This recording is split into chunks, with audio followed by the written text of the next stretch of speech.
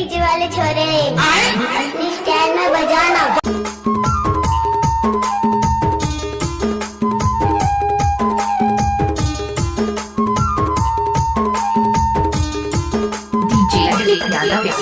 नचाए मोला मीना नचाए मोला रे नचाए मोला मीना नचाए मोला दीदी करे माँ के ताल माँ नचाए मोला दीदी करे माँ के ताल माँ नचाए मोला।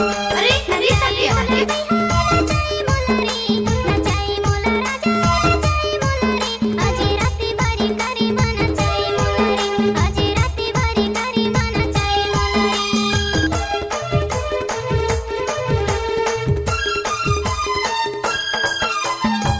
किसी भी गाने में मिक्स करता है तो दिलीप यादव का दाया हाथ का खेल है। क्या नाम है आपका? गिरेला पानी गरजेला बादर वो गरजेला बादर कानी के बाली यौ नैना काजर वो तुर नैना काजर ना। गजब आइटम है रे। कैसे कर फंस रे?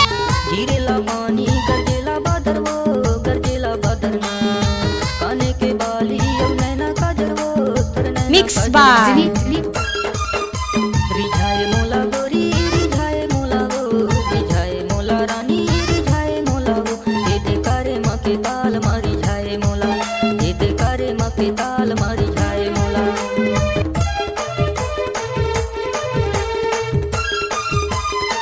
जब तक सूरज और चांद रहेगा दिलीप भाई यूट्यूब में नाम चलाते रहेगा।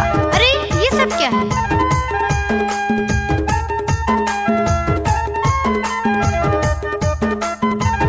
डीजे दिलीप यादव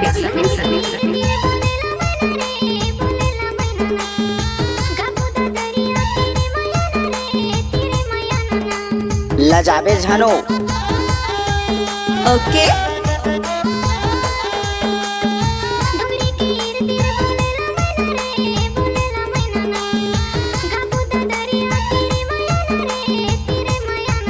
ज्यादा साउंड दिलीप भाई।